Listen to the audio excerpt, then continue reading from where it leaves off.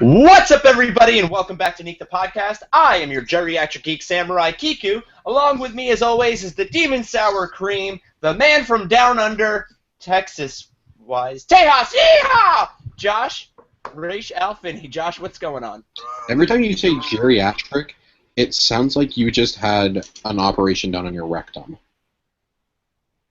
Every time. Wait, what? It pleases me that you think of my ass so much and you worry about its health, so thank you. I do. We were just talking about this pregame. We were talking about Yokai Watch. My digestive system. And your digestive system. I wasn't talking about your colon. I meant more like your little intestine, the smaller one. You know, the stuff that actually digests food? Yeah. And turns things into poop. Yep. And then from there, it comes out as poop. Yep. Little gerbil poops. Little tiny hamster poops. Okay, so there's seriously a scene in the jungle where the porcupine gets so scared he craps out little pebbles, and it was amazing in a theater full of children when Chelsea and I were probably the only adults there to see it that were not with children. Where were their parents? Oh, never mind. I'm pretty sure I was laughing harder than any of them. Well, I mean, you understand the jokes, outside of just the poop. It was poop. I laughed really, really hard at the poop. I'm sure they got that too, Josh. And of course, our accessory of the revolution. They're our fanatic with the schematic. Ray, Galley, Hawkmoon, Fatman, Mini Nuke, Cheek Squeak Williams, or as his family and friends know him by his Don't you dare! Jethro Tull Gilligan Arthur the Fourth, which I named my Dark Souls character after, actually. His name is Jethro Gilligan. There's only one way to name your Dark Souls character, and that's Obama Fan Jr. Obama Fan Jr., and he's not a fan of that name. I'm going to tell Captain Save-A-Ho not to save you.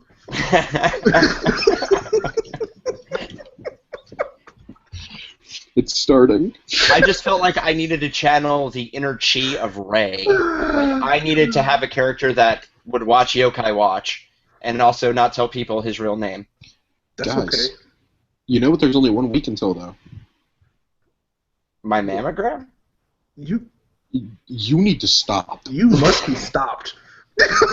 Nick's not here. I gotta pull it up with the inappropriateness. Nick. Captain America, guys. Captain America Civil War, baby. 1 week. I'm excited. It's been this is the one thing where I'm like, is it here yet? Please. It should just be time. Yeah, I've found myself saying that repeatedly. Shut I'm up, ready to Josh. go see it again.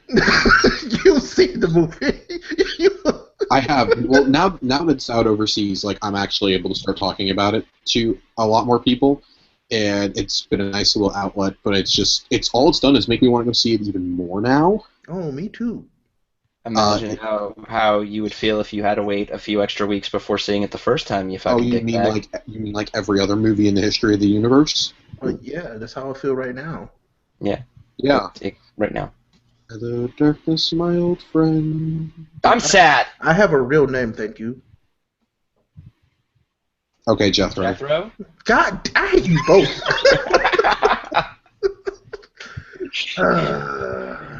All right, well, starting it off, guys, unfortunately, as many of you may know, musical icon Prince passed away earlier this week. Prince was known for many things, including his hit album and movie, Purple Rain, and for writing the entire soundtrack for the 1989 Batman. He was only 57 years old. Along with that news also came that Patton Oswalt's wife, Michelle McNamara, passed away in her sleep at the young age of 46. As you may or may not have noticed as well, guys, I did not introduce Nick this week. He had to take some personal time, and just wanted to let everybody know he was sorry, but his uncle had passed away. And as tradition on Neek, when we start a show off like this, we like to give a moment of silence to everybody, and our thoughts and our prayers to them as well.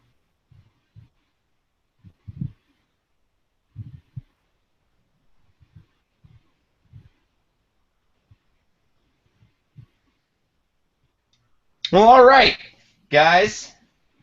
We got a few quick little warm-up news bits. Some things that didn't really require me to write a whole paragraph about. Well, I mean, that's the goal, right? that reading is fundamental? I like that because there's like one of these that actually requires a little bit of discussion, and that's it. Well, So dagger excited. straight to Josh's heart. Michael Keaton has dropped out of Spider-Man Homecoming in preparation for his role as even older Batman in Ben Affleck's solo Batman film, Old Batman. That's not a real thing. The only thing that's good about this is if they theoretically ever do a Batman Beyond movie, he can be Bruce Wayne again. Yes. That's true. Maybe that's what happened. Oh, God. Whose dream? That's Brennan Reed Smith's dream. That will happen. If there is a God, this will happen. There is a God because he gave us tacos and burritos, Josh. Oh, God, you need to stop. But he's right. I know he is. Shut up. Are you playing Taco Master on Vita? Everybody go play it. God gave us chicken wings, too. That, too. We need a Chicken Wing Master on Vita. Make it happen. And beer. And a Beer Master. It should be called... You have to go to Germany to actually do that. Beer Master. They have those. Well, Doctor Who has a new companion, and no one really cares. Pearl Mackie takes the role over from the overwhelmed and outstayed Jenna Coleman. Oh, yeah, she was there for a long time. Too long. Wasn't she left over from, like, Matt Smith? Yeah. Yes. Which they usually do for, like, a season, but she stayed on an extra season, which was just kind of like, why? Long time. I kind of stopped watching because of it. I'm like, well, it's kind of like the same thing over and over again. And so I was like, well, I'll come back. Chelsea and I definitely have not watched the Capaldi series. It has its moments, but this news, Pearl Mackie is a British actress. Actually, she is a black British actress, which should mean a whole lot, but it doesn't. I just kind of feel like that they kind of just brought in. Well, no, there was another companion who was what was her name, Ray? You know who I'm talking about. Martha Jones. Martha Jones. Martha Jones did it first. It's just that they're going through the cycle of female companions over and over and over again, and they're not shaking the tree, right? With Stephen Moffat leaving, this should have been the chance where they were like, you know what, dude, let's do something completely different we've never done before, especially on the 10th season. Would have been, well, I think it would have been kind of cool to have the Doctor and the Master having to travel together to fix a certain something. See, that would be cool. That would have been sweet.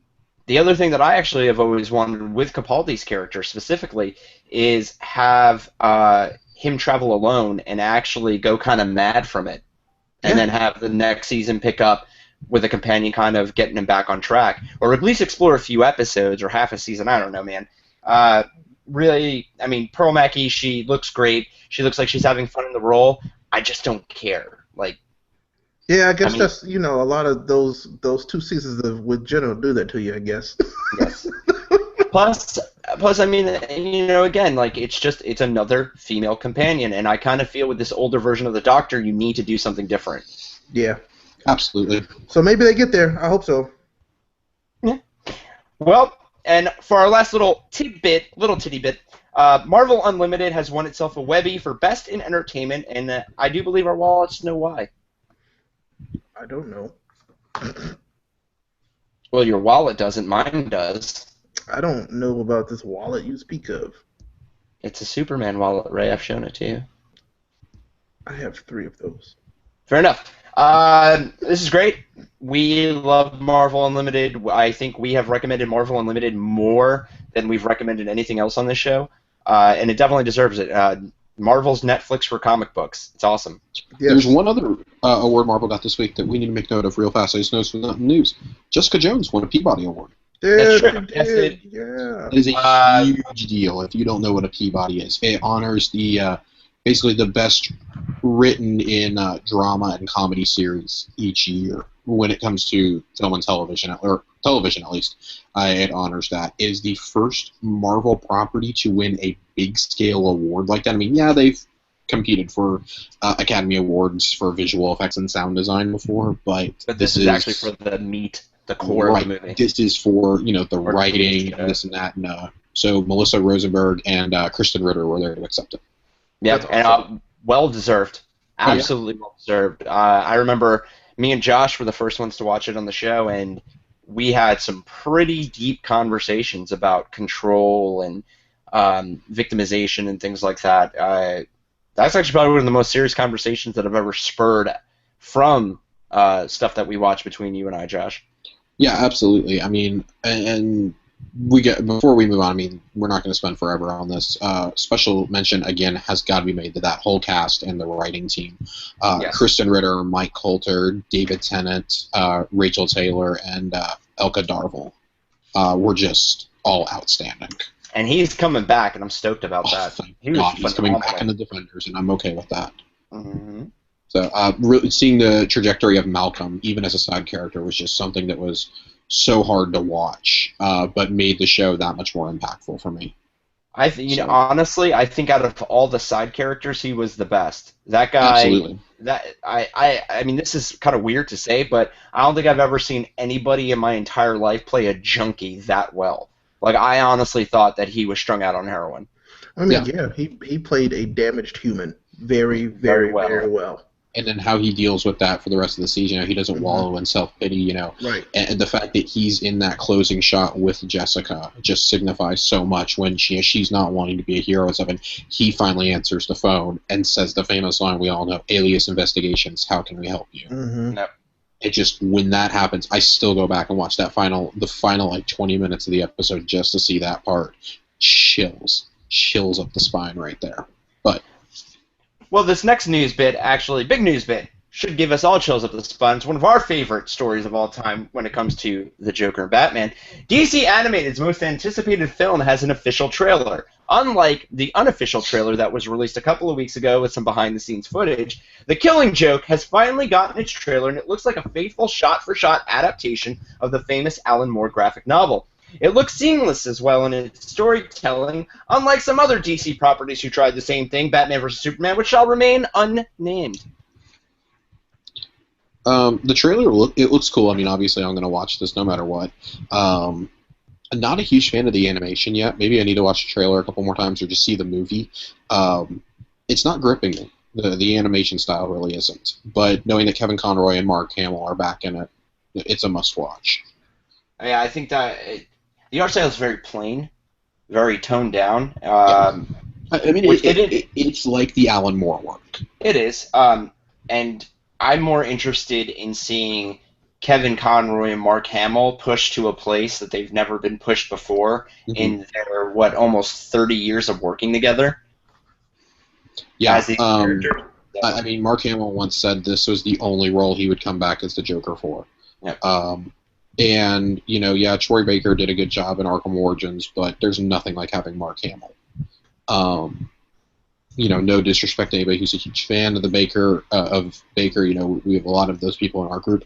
I love Troy Baker myself, but when it comes to the Joker, you literally cannot get better than Mark Hamill. I honestly feel that he has defined that voice. Like, I think any voice that has come after it has been based off of his voice. I think even the live-action incarnations are taking cues from him. Yeah, that's exactly what I meant. So it's something really special. I said that, Conroy for me is the best Batman, whereas, Christian Bale's the best Bruce Wayne. This is going to show why Conroy really is the definitive Batman. Yeah, I agree with that. I'm excited. Raymond, 3 cents, put it in the jar, shake it around. I might watch it. Done. Well, okay. We reported before of the rumor that DC's Green Lantern film might have 2 Earth Green Lanterns in it. Now there is a rumor going around that it could be 3 Lanterns in the film. But which 3? Many believe it will be the most famous of the Lanterns, Hal Jordan, Jon Stewart, and Kyle Rayner, but I don't think I am the only one who wants to see a live-action Guy Gardner bowl cut. This also changes up possible sequels for Neek, as now Green Lantern 2 will have to be Adrift, and the 3rd installment will be 3 Fast 3 Lantern. You're dismissed. I am not impressed. I really think they're going to go with Guy Gardner on this one. I would love to see Kyle, but I don't think that they'll take that step. Well, Guy Gardner actually brings in the humor that they would need between the 3 of them. Right. Now, as for which one will be in the actual Justice League movie, I'm a pretty firm believer it's going to be Jon Stewart. I don't see there's any way them. Yeah, Hal Jordan's the most famous, but I don't think they're going to use Hal. I really think they're going to go with Jon Stewart. That's what a lot of fans have been wanting, especially after the Green Lantern debacle back in 2011. That didn't People have happen. just pretty much people have been calling for them to do Jon Stewart. I know all three of us are pretty much in agreement that we want Jon Stewart more Yes. than another Hal Jordan. Not just for diversity's sake, but I honestly think that he's the more interesting character. I think he also fits into what DCEU is Right. trying He fits to. into that Yep. more the cinematic mode currently. Right. Yeah. Who I would love to see eventually down the line, if we're fortunate enough to ever get a sequel to Green Lantern Corps, Jessica Cruz. I already Power like Jessica Ring? Cruz a lot. That would I already be like Jessica Cruz that a would lot. be a very, very, very long shot. I don't care. Well, I don't care. I had a conversation with somebody the other day where we were throwing around ideas of who the Lanterns could be. And one of the ones that popped up, I think I actually threw it out, was Hal Jordan, Jon Stewart, and then have Baz as Jon Stewart's kind of mentoree. That could be cool too. There's just so much you can do with a Green Lantern Corps movie, but if you're going to have the three Earth-based Rangers, really, I think there's no question about it. It's going to be, obviously, Hal and John, and then your third one is either going to be Guy or Kyle. I want Guy with the bowl cut. Give it to me. I want Guy, but I would not be mad in the slightest if they did Kyle. Oh, no. Kyle he wouldn't be memorable in the movie space. At least I don't think so. He wouldn't be. I honestly think he would be killed off. But Well, Ray, let's be honest. Neither is there Superman, so, I mean... Well, for the sake of the dialogue, I guess it will. What dialogue? That was the point. You Oh, ruined fair it. all 30 lines of it. Well, boys, the final Age of Apocalypse trailer hit the interwebs in a magnetic and electric fury this week and had a huge, mega, ultra spoiler in it. Or really, it's just Wolverine because duh. I mean, what do people expect? Of course, they're gonna put their moneymaker in the X-Men movie. It's so funny because Fox downplayed the Hugh Jackman rumors for the past year and a half, and all of us saw right through it. We're like, you're going to put Wolverine in it. It's just a matter of how. And whether that's a cameo like in First Class or what, it looks like he's going to have a much bigger role in this one now. It looks really like an wish- extended cameo, doesn't it? Like, I don't think it's even going to be an extent. I think it's going to be a full-on part. I think when we see him in that scene, that's roughly halfway through. I think that they're going to bring Logan into it, and see, I really wish that when they were showing off the Horsemen, I was hoping that that's when we would see him as Death, but they're not going to do that with Wolverine. No, but of course they're not going to do that with Wolverine. That's their moneymaker. They're going to cram Hugh Jackman into as many movies as they can before he leaves the role next year. So, I don't know. It doesn't add anything for me, but it doesn't really take away as long as he's not the focus. Jennifer Lawrence is already doing that as Mystique. So, I'll go see it. It looks like a fun popcorn movie. It just looks absolutely ridiculous at this point, so I know I'm going to have fun with it. A decent entry in the X-Men. What do these people have against Bridges? That's what I want to know. Well, I mean, well, because if you burn bridges, then you're the ultimate enemy. Oh, God. Okay, well, we've destroyed how many bridges now in the X-Men universe? We need to stop destroying bridges, people. Look, What as does a native, Magneto have against bridges? look, as a native New Yorker, I'm fine with them busting all the bridges on the West Coast, in the South. I don't give a shit. I'm tired of New York getting destroyed in every alien invasion movie and superhero movie and Ray Face movie that is out there. But how would destroying bridges save your city? Easy. They can, the Golden Gate Bridge, right? Everybody wants to destroy the Golden. Go destroy that. It's fine. why? Why are you the way that you are? Oh, that was deep. That was. Because my home was destroyed in Armageddon like 5 times over. I believe. Wasn't it destroyed in Avengers also? You shut your mouth. You don't remind me of things. With the Kraken? The Kraken. Release the Kraken. You gotta be careful of those gravity hammers too. Yeah, Jesus. Famed comic book writer Brian Michael Bendis was recently asked who would win in a fight. No, Batman, you Superman. included the city. You're Bendis then terrible. went on one of the greatest trolls of 2016 by listing every character and person who could beat Batman. While the list mostly comprised of every single comic book character known to man, he did manage to squeeze Tina Fey in there and a few other celebrities. Oh God, that was so great. I saw that. It This was like was I amazing. instantly was like, I have to share this with everyone. Everyone must see this. This was so great. Business is great. He's a good sport. Uh, hopefully everybody else is a good sport in addition to this because it was hilarious. He I listed also he listed Giant Man and Giant Man 2. That's what I lost. and then he had like 6 iterations of Batgirl, didn't he? Yes, he did. Did he have Jeff Goldblum? No, you don't spoil But you that. know why though? Because Jeff Goldblum's going to be the next Superman. I'm just saying. Oh, please stop. No, dude, he's Batgirl. Oh, that's right, he is. Guys, but you know that He's Batgirl 4. Jack from The Incredibles could be Batman. Dude, we just watched that the other night, actually, as a family. Oh, Still the best man. Fantastic Four movie made. What I like about it the most is that it kind of symbolizes the frustration of being asked this question, and then if it's one of the ultra fans of Batman, and you go, well, obviously it's Superman, and they're like, well, no, and then they have to bring up all these examples of it, and you're just like, but you're asking me like if they were real people, like this is what would actually happen, not a setup to where Superman would have to lose. We can't have that. You know, I'm very upset that there's one person that he did not add to this list. Martha? Oh, Rachel? no. Rachel! I was thinking Xena Warrior Princess, but whatever. Oh my God, that would have been amazing. Her scream would destroy Batman. She wouldn't even have to do anything physical. Her scream would actually destroy a lot of people. That warrior cry. That's true. That's true. The new Call of Duty game has its name, and no, it isn't Call of Halo. Sorry, Josh. Well, Labeled Infinite Warfare because they will never stop making these fucking games, the combat takes you to the final frontier, which is space, and not a Red Lobster in Nebraska. I don't know. This is the rumored name. I don't know if that's been confirmed yet. It has. So the leak that happened today, that was posted all over GAF and Twitter, basically showed that it was the target reservation cards is what it was. So unless somebody made a really elaborate fake, Infinity Ward is refusing to comment right now. Okay, so that's the second leak there, because the first one came from a mistake in the PlayStation Store.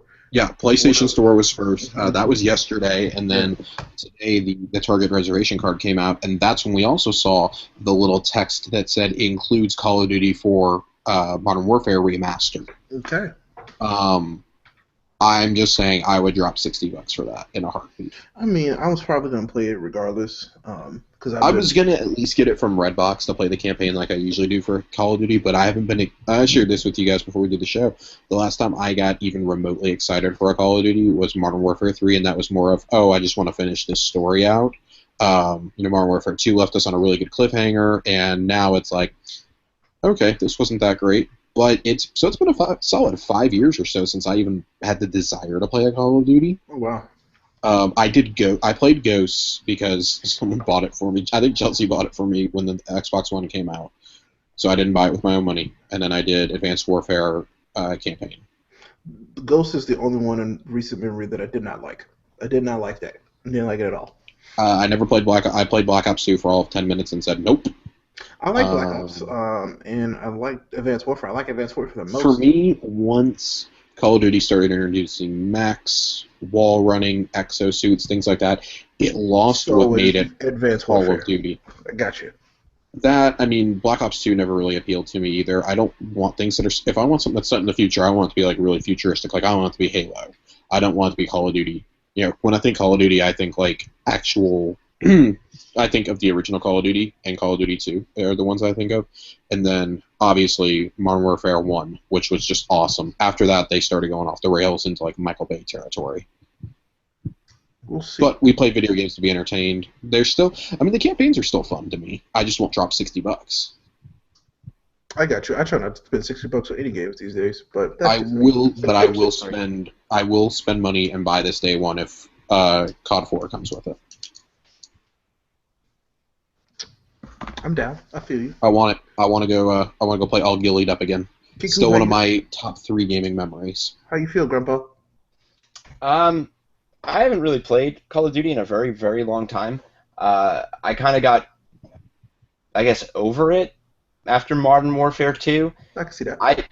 But in the original Modern Warfare, unbeknownst to most people, I was actually heavily addicted to the multiplayer. In fact, me and you guys know Aaron Morris. He was on last episode. Mm-hmm. One of Ray's top 5 favorite people. We used to actually have a clan called RHHS, the Rap Hands Hit Squad, because we used to say hello to each other by going Rap Hands.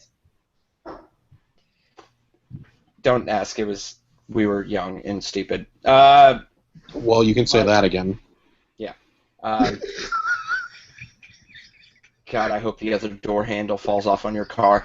Anyway,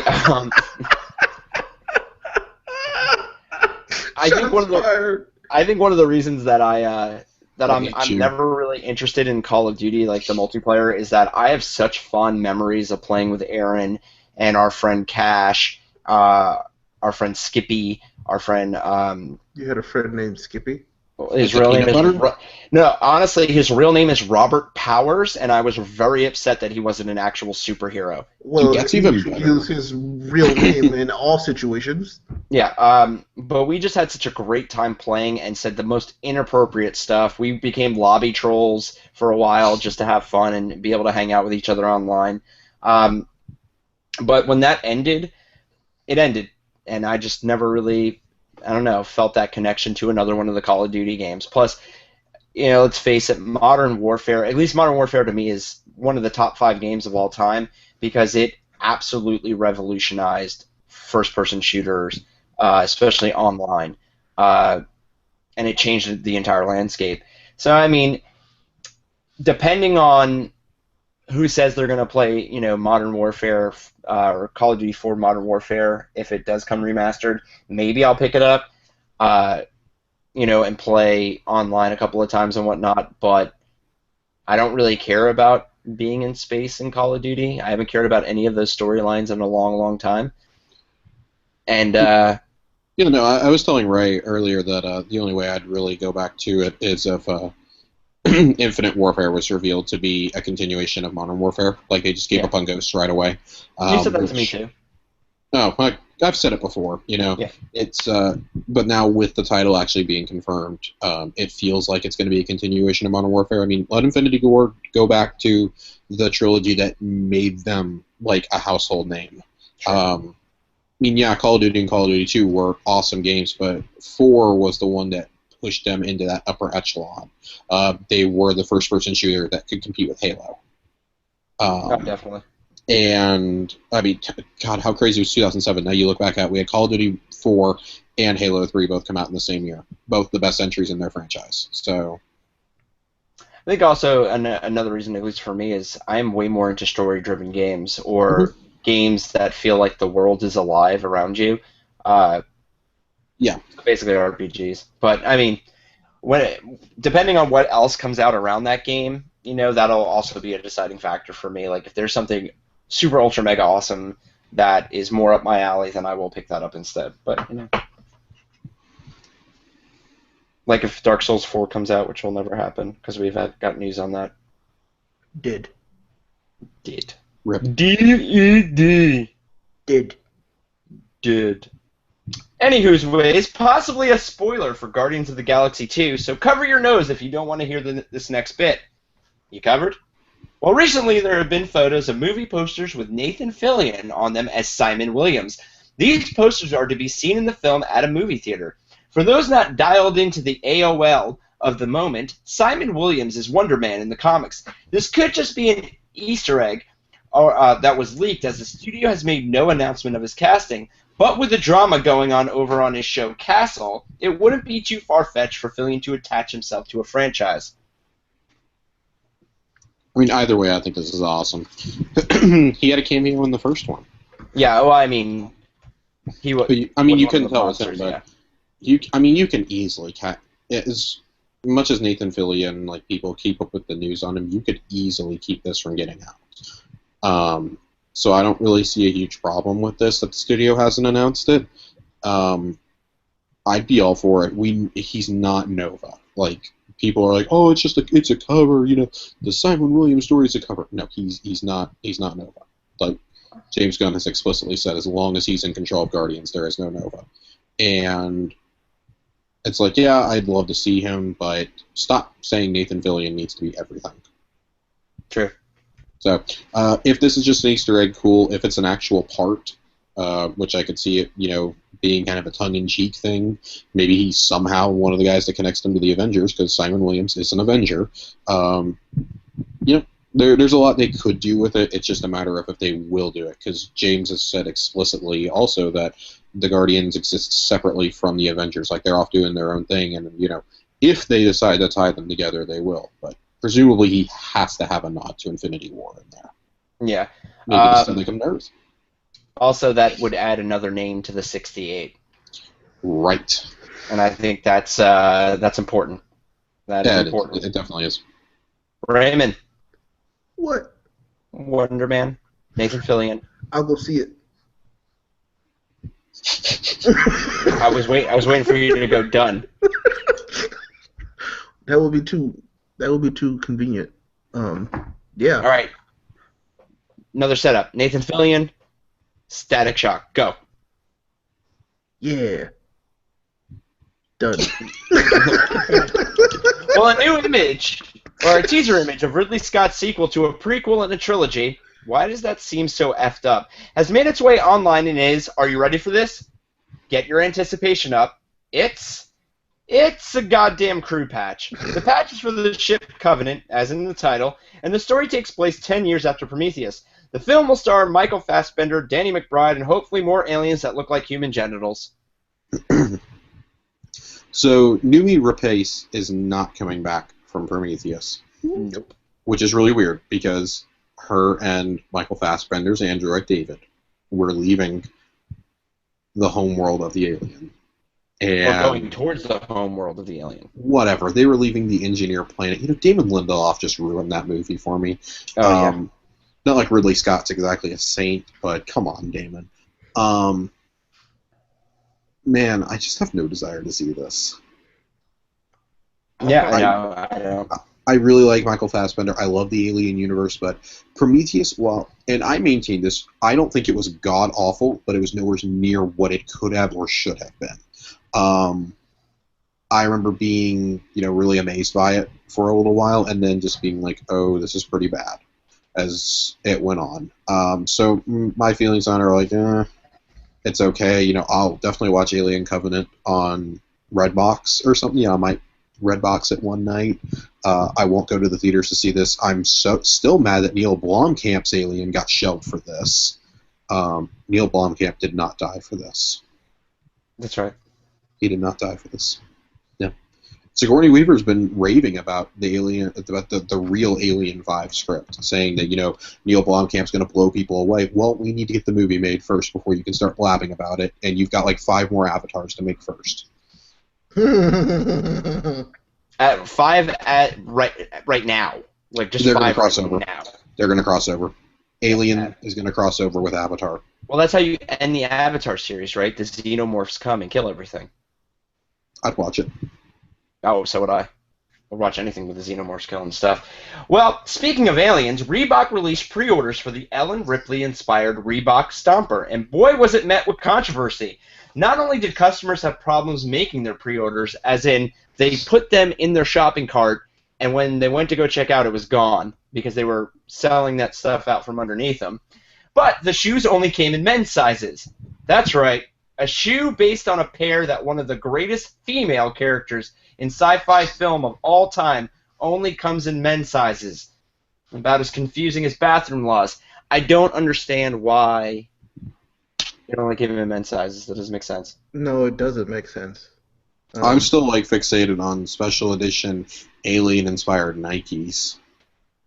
These are Reeboks. Reeboks, whatever. God, that's even worse. How rude! They actually look really cool. They do, and I mean. Okay, I'm looking these up. Continue. I saw a few cosplayers, female cosplayers, Yaya Han specifically, who was upset because she's a female cosplayer. This would have been great to have for a cosplay, you know. But nope, didn't come in her size. Didn't happen. Okay, those are cool. See? See? I mean, I'm gonna The hate alien myself stopper because they're shoes Reebok, are but awesome. how much do these cost? Money. They're probably all sold out too. Of course they Oh, are. no, they are. They've been sold out for. It took 38 minutes to sell out. I hate my life. Yeah. This is almost as bad as losing out on the power laces, Don't bring that up. which cost way more than I could ever afford. Don't bring it up. Hey, Ray, remember that time we didn't get the power lace Nikes? See, Ray, don't you wish the other door handle on his car would fall off right now? I'm gonna tell you when you leave, don't let the door hit you with a good Lord split you. I hate you both. Just so much. My mom prepared me for this.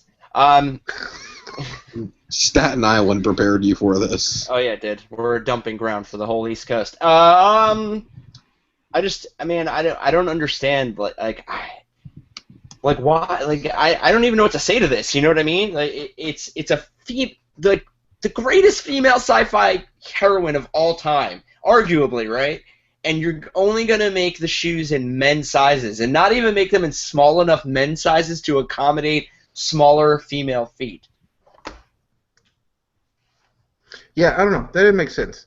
It doesn't make sense. It's like they literally just took the promotion because they were like, oh, this was cool because it was in a movie a long time ago, and I'm sure the person who was like spearheading it didn't even watch the movie, so they had no idea. They were like, yeah, people will buy these because it's got nostalgia tied into it, and so they just didn't think about it.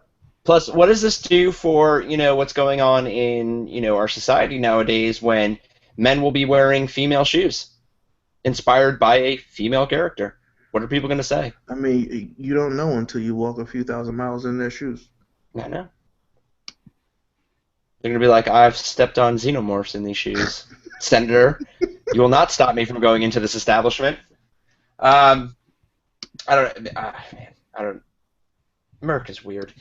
Anyway, seems more people are streaming Game of Thrones now rather than watching it live, showing just how archaic the Nielsen ratings are and have been. The show pulled in 7.9 million viewers for its live showing. That's down 1%. I just want to let you know that 7.9 million is down for them. That's insane. But that was up to 10.7 million when you factor in HBO's own streaming services along with others, plus the Game of Thrones repeats. Oh, so people have a choice to watch it when it's most convenient is surprising. That's weird. So I'm going to go ahead and say something right now because I'm still really salty about Sunday night. It definitely did not come from HBO Now or HBO Go. So those are piece of shit services. I made my payment last week and I was unable to access it. It kept saying, please renew your subscription. I was so mad. I wrote a very long email to HBO about it multiple times in the same night. Yes, I had been drinking some beers. I was totally sober when I wrote those. So I went back. I had impeccable punctuation. I was so mad. It takes 4 beers for me to know how to use a comma. I don't watch Game of Thrones. Everybody knows this. Yep. My favorite sitcom came back, though, Silicon Valley, which came on immediately after. And I could not watch it for the life of me. I finally got to it the next day, like at 11 p.m. the next day. It took them over 24 hours to get that network working adequately again. And they only have like 1 million HBO Now subscribers. No, well, do you think maybe even with the 1 million, which seems like such a small number when you compare it to everything else, but maybe they don't have the server space to accommodate that many people at one time? I would be more willing to let them off the hook if it hadn't happened last year also. Okay, never mind. It happened last year with the Game of Thrones premiere. I believe it happened with the finale also. This is nothing new for HBO. HBO launched HBO Now since then also. Last year you can only do it through HBO Go. Now HBO Now is out there on every device known to man.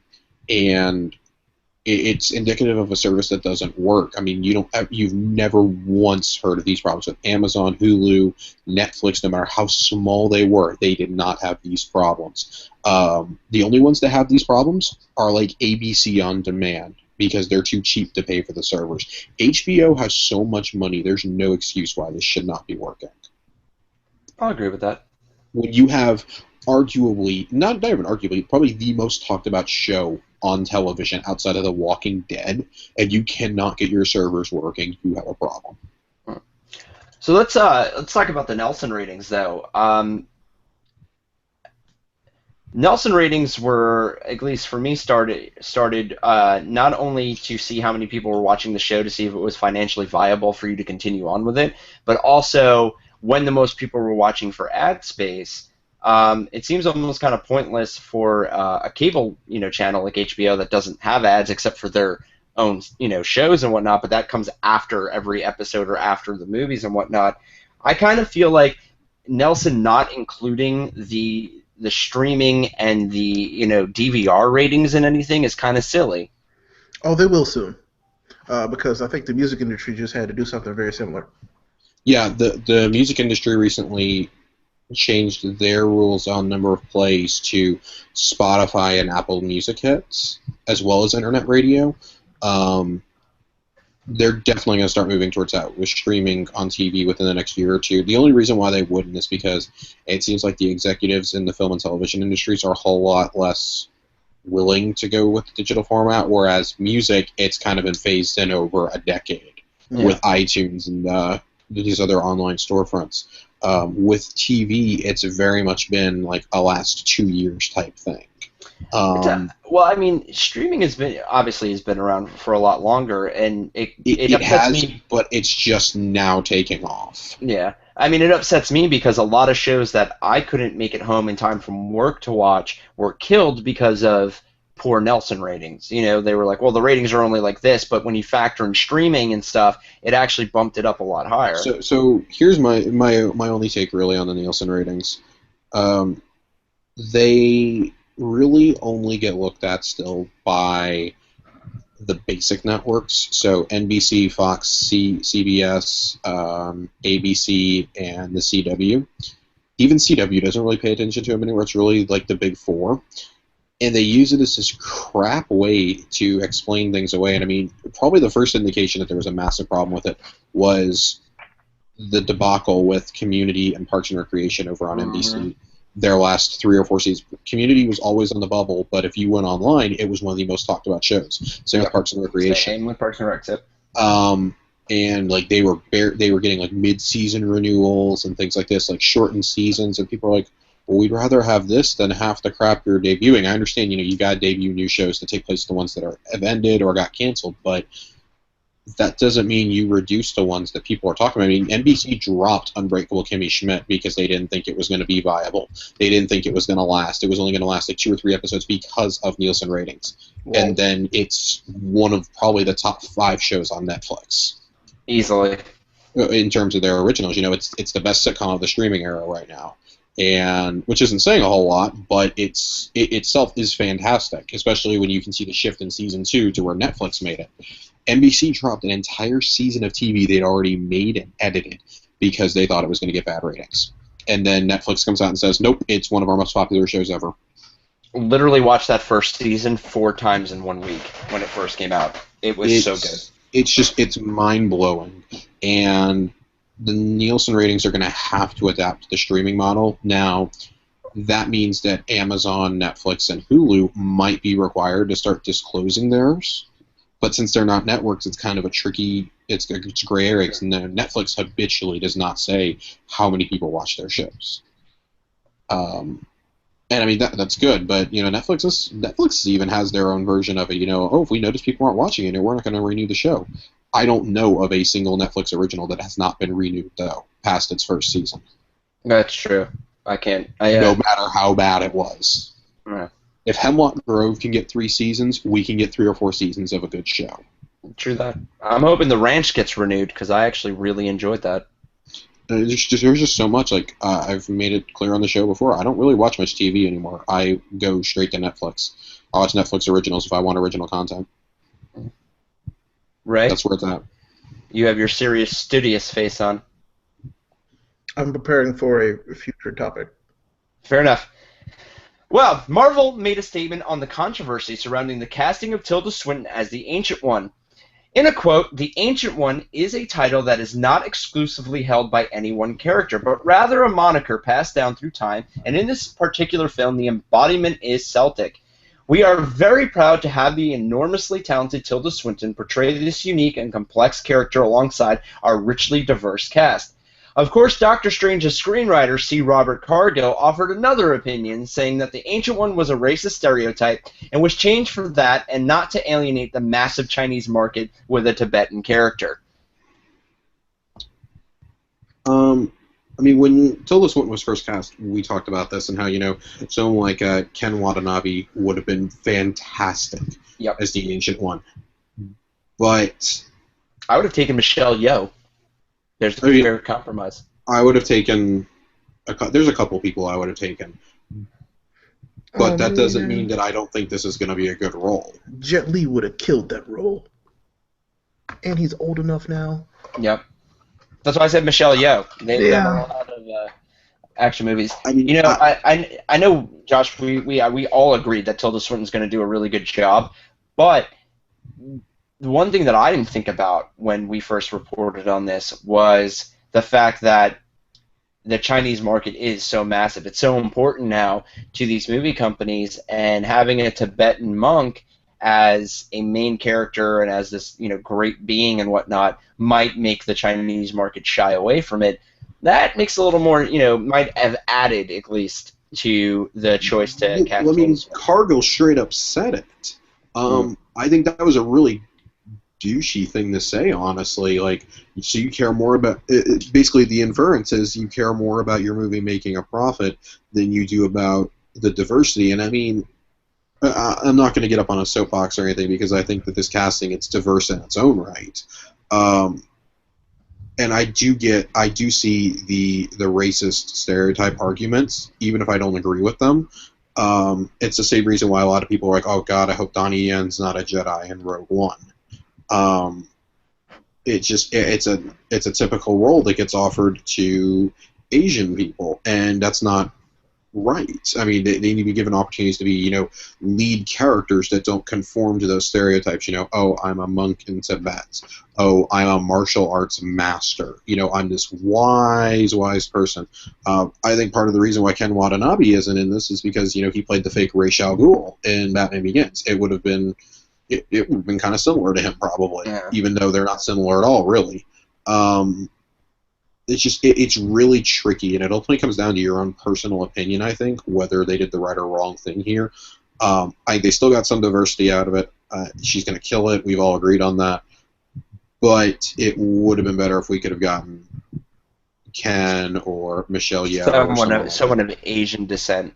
Right, but I feel like Marvel would have still had to be defending their position there and say, no, we're not trying to stereotype people. There's no winning in this casting, no matter which way you look at it. And I'm gonna toe the line a little bit because it's a question that I had in my mind earlier today when he said that the Ancient One was a racial stereotype, and even if that's true, I can't really imagine that.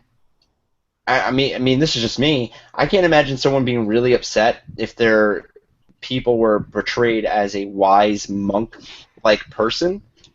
You know what I mean? I mean, Tibet, most notably, if anybody knows anything about Tibet, it's been occupied by China for God knows how long, and then or it's A and B or flip-flop, depending on who you are. But it's also most notable for that's where the Dalai Lama comes from, who happens to be a Tibetan monk.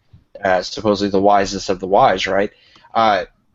So, I don't know. I guess when they say, like, racial stereotype, it's not as much as, like, when movies or video games portray, African-American characters as gangbangers, right? Or some sort of, criminal element. Or, even, like, as, Asian people being a master of some sort of martial art. I guess I don't personally see where the offense comes in a Tibetan person being portrayed like that. Does that make sense? Guys, to kind of like cap this, Mm-hmm. they have a character. You guys know Wong, right? Yeah. Wong is played by a man named Benedict Wong. Would love Benedict. Great actor. Both of them. So they wanted Wong to play Wong. There we go. There's your diversity. Yeah, I mean, I know you're being really tongue-in-cheek there, right? But Oh, yeah, definitely. I'm like, oh. I mean, but the point is, that's an example of a good casting, though. Like, he is a great actor. Yeah. Like, that is a solid casting. I mean, Right down to the name. Well, I've got another question for you guys before we truly cap this.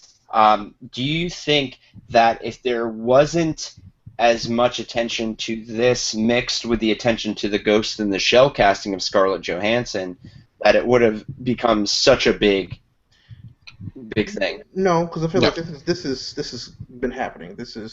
They want more representation in Hollywood, just like which they absolutely should. Just like we do. So I mean, I understand. Yeah. I mean, everybody needs more representation.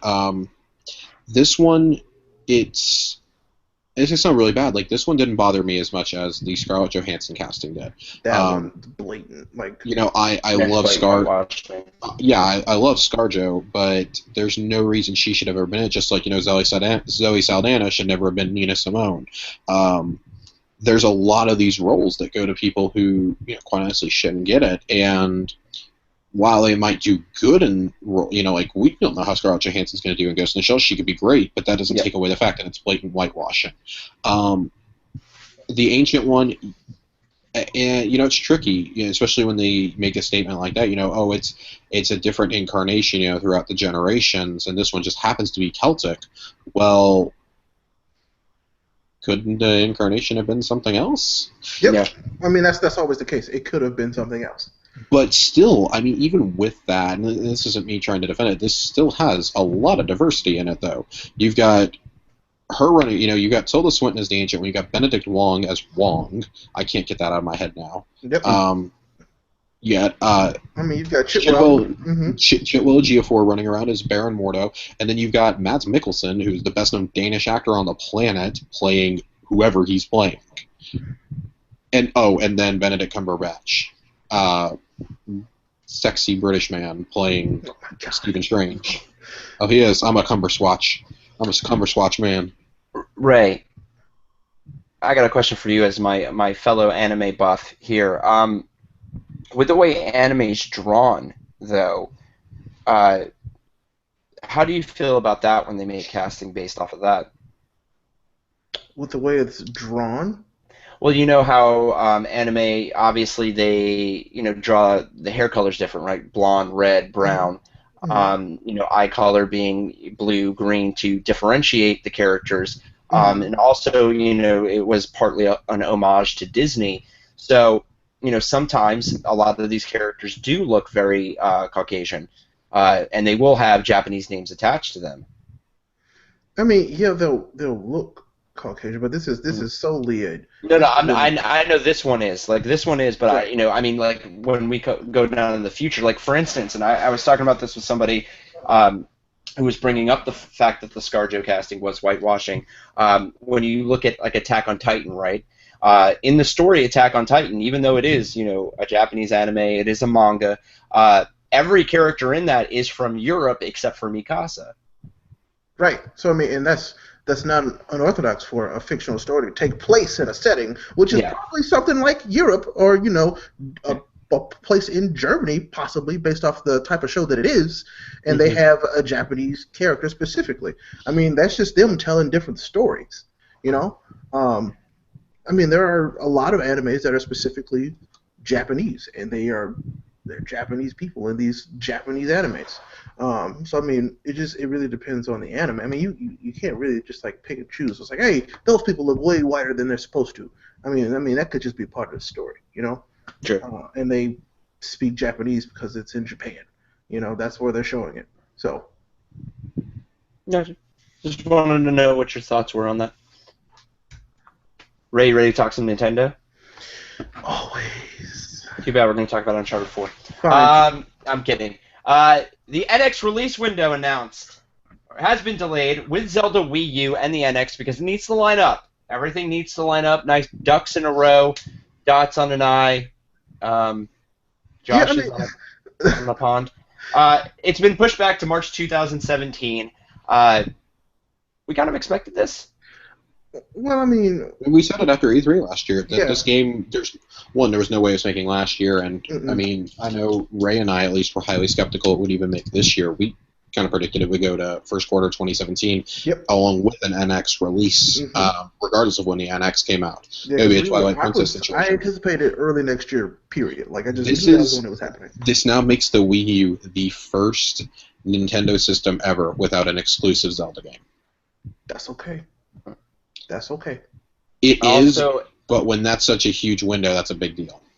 the Wii U at the E3 this year will only have one playable video game, or Nintendo as a whole will only have one playable game at E3 this year. Yep. I mean, and guys, we know like Nintendo had serious missteps this generation. Like in this early, they came out too early. First off, they came out without actually listening to what the people wanted. They took a big risk, and as you can see, with taking a risk like this, it didn't work so well.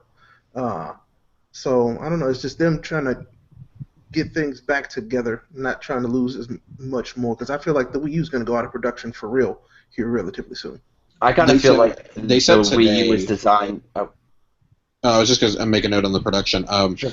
Nintendo made a comment today. One of the executives did that production is going to cease by 2017, And that's for the best. I mean, think about they've had a few handhelds that failed or too. excuse me, 2018. Okay, 2018 is when it'll 2018. cease. Okay, yeah. So I mean, I think that's a decent amount of time, and March 2018 at the latest was yeah, the quote, which leads me to believe the NX is going to be backwards compatible. which is there is no way in hell that It it shouldn't has to be. be. It has to be. And I mean, all the consoles have been so far. So I mean, I don't see why it wouldn't be. At least to like the last generation, because I know the Wii was backwards compatible with the GameCube, and Once they did the mid-cycle refresh, it stopped being backwards compatible. really They actually took that out. They said it cost too much money. interesting. Well, I mean, I could still play my Wii games on my Wii U, so I assume that I'll be able to play my Wii U games on my NX. So that's just what I'm going to assume. Nintendo, don't fuck that up. What Okay. Wii U games? So, Fight you with both hands. I said this to Ray earlier this morning. I said one of the thing that would get me to buy this day one, I've always maintained would be a Zelda game, but there would have to be something else. There would either have to be another really, really good launch game, or this would have to be backwards compatible. And if they announce either of those, and it can't be like a game that, I have a fleeting interest in this. Like, no, it's got to be something like I got to play now, and I can't wait like 6 months to play. Josh, there's no way they're going to be like, okay, here's Zelda, bye, here's the NX2. They're not going to do that. They're going to come out swinging. They can't do that again. They're going to come out, they're going to be like, all right, here's your Zelda that we promised you. Here is the promise of a Metroid game by next E3. Here's our freaking announcement that Final Fantasy 15 is on this machine. Here's the announcement that Street Fighter 5 is on this machine. They're gonna come out swinging. I'll put it this way: if the two games they launch with are The Legend of Zelda and New Super Mario Brothers NX, they're gonna. I quit. It's not even gonna be that. It's gonna be either that or like the next Mario Galaxy game that's coming out. The next Mario Galaxy game will be if Super Mario Galaxy 3 was a launch title, insta-buy. And then the next Luigi's Mansion game will be coming out too. Also, I think if those another Pikmin. Yep. God help me, F-Zero. Oh, if F-Zero came out, people would die. Dude, if any of those came out, I would be in line. I would drive to Wichita to buy one that night. So that way Ray could have physical proof that I was buying one. I will take a picture of him and the receipt. I'd do it. Yeah, we need proof because, fun story, I actually was going to buy a Wii U before my PS4, and then I thought about it, and I was like, nope. You made a good choice. I've always thought that I made a good choice. I future-proofed. You made a good choice. Put it this way, Chelsea was like, so you're going to buy something that uses that giant tablet thing over something that has a Blu-ray player. And when she put it into that perspective... I mean, if that's all it took. It's not. Really, the Last of Us and Naughty Dog were like the major selling point for me. Good job. But... it's just, you can count on like one hand the amount of Nintendo games that have been exciting to me this gen. And compared to the GameCube, where I played literally every Nintendo game that came out. Well, the Wii, I played most of the Nintendo games that came out. In 64. It's... My Wii U, the games that I have, and these are the games that like I enjoy having a Wii U for. Mario Kart, 3D World, Super Smash Brothers, Star Fox, Xenoblade. Xenoblade. 5. What 5 about games. Pikmin 3? Pikmin 3, these are my top 5 Wii U Okay, games. because Pikmin's a selling Those. point for me. Yeah. So Pikmin. So, like, for real. Those are my top 5 games, and those are 5 games that I own. No Bayonetta 2? Shut up, Josh. That game was, it's not my jam. Yeah, I said it out loud on the internet forever. So I know that we talked about this earlier. I think all three of us were talking about it actually this morning. Third-party support. How important is it for Nintendo to secure third-party support this gen? They need something. I'll tell you that, because you have to have something to play in between waiting for the other games. You know? Right. The way I likened it to Ray was, we're generally fortunate enough to where if we want a system, we're going to go out and get it. Mm-hmm. We're all at the point in our lives where we can still do that. But like I have some friends who, they were like, well, we can only get one system. We need something that does everything. They really wanted the Wii U because they could play games with their kids there, but they're like, there's like nothing that comes out. There's like something maybe every 6 months, and we can't even play Blu-rays on it. Like we need something that can do a little bit of everything. Like we want to play games for ourselves, right. And that's what led them to go get either a PS4 or an Xbox One instead. They're like, yeah, there's not as many kids games, but the frequency with which they come out is just as much as it is on Wii U. Just we're not getting Mario. That's about it. Nintendo's success with the Wii, granted anomalous and whatnot, it was because of Wii Sports, dude. Yeah, but I mean it was an issue because of the fact that it still let them continue on with their we're Nintendo and we're going to do things Nintendo way. And I think now that you have the gamers of like GameCube, right? Have grown up, they have jobs, like you said, Josh, or even, me who was in my early 20s when that came out, was a little more settled in life, can buy you're a solid decade older. Look here, door handles, Finney. I'm getting really sick of you tonight. Anyway, you lost my train of thought. But, now that's what happens in old age. You've got these fans now that, what do you call it? That want to expand out, right? Like they're adults and they still like those games. Like I'm not, Ray's perfect example, right?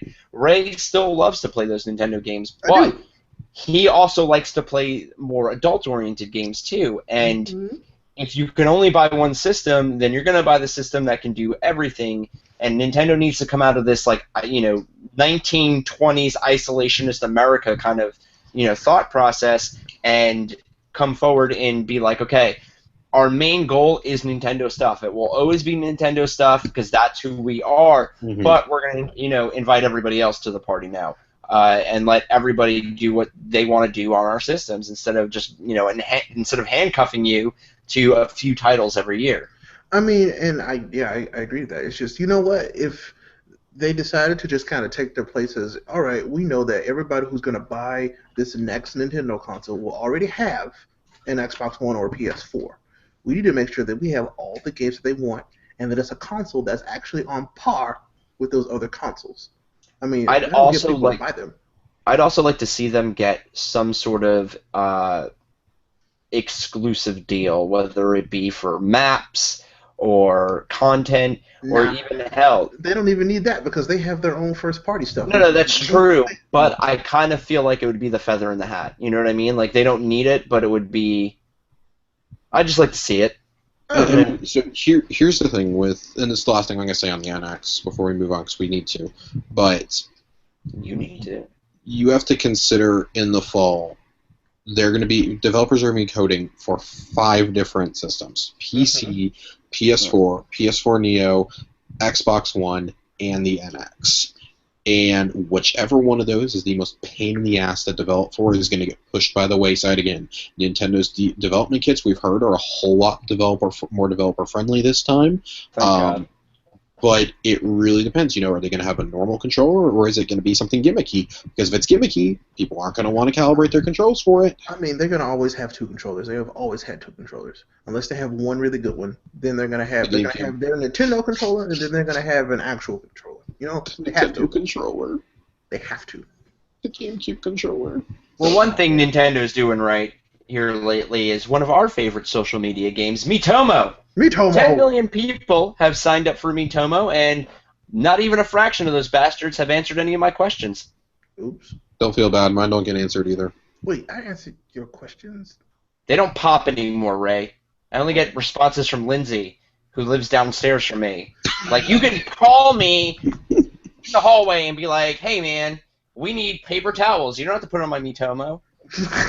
Can she call you maybe? Wow. She can. Wow. Oh, yeah. That's not the Carly Ray references. We're done. We're not. Anyway. We've evolved. 10 million people playing Mitomo. I think that's good news for Nintendo and the mobile space. Yeah. Miitomo Drop is one of the funnest things right now. Oh my god, it's a waste Completely random. I of need my that tickets. damn katana. You still haven't got the katana? No. I'm so sorry. How do you do it? I spent all my tickets. Literally all my tickets. I had like 50 tickets. I spent all of them trying to get that damn katana. I think I spent 10,000 coins and probably 10 tickets. You spent 10,000 coins. Yes.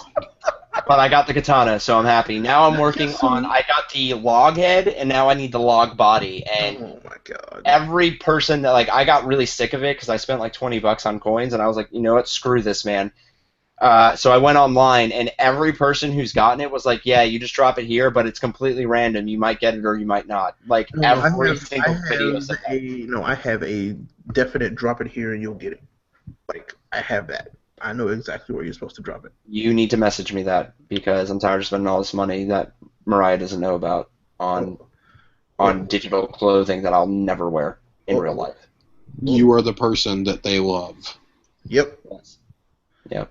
I'm addicted. I told you guys that. I still play it. Like, I mean, I don't play it as much as I did when it first came out, but I still hop on it and talk to friends. I get on it to collect my daily bonus every day, and then I'm like, oh. Yep. I kind of wish Miitomo was Facebook. I think that's where they're going with their social media for the next, for the X. Yeah. I think Miitomo's gonna really tie into that. I think anything you've earned in that will transfer over. That'd be really cool. I would really welcome. Well, how about a little irony for you guys? Uncharted: A Thief's End was stolen. No shit.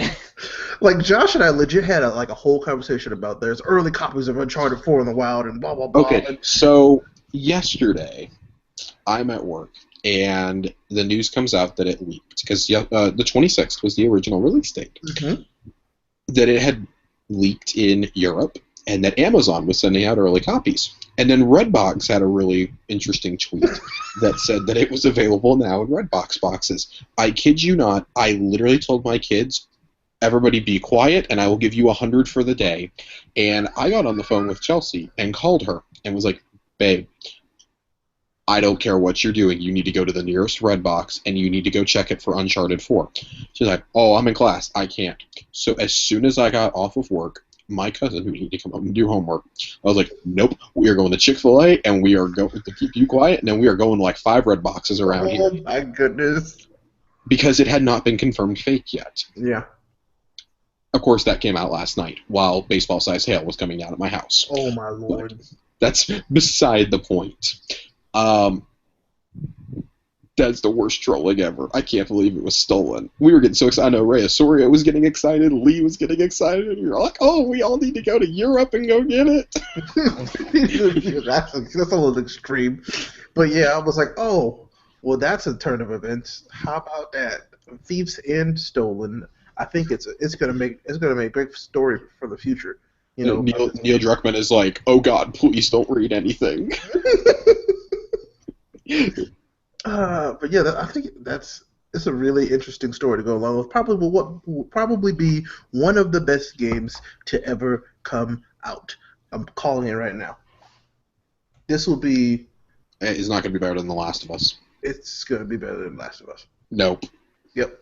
You're going to hell. Calling it right now. I'm already headed there, Josh. You don't have to get. I have a first class. It will ticket. never be better than Barbie Horse Farm. I'm just throwing that out there.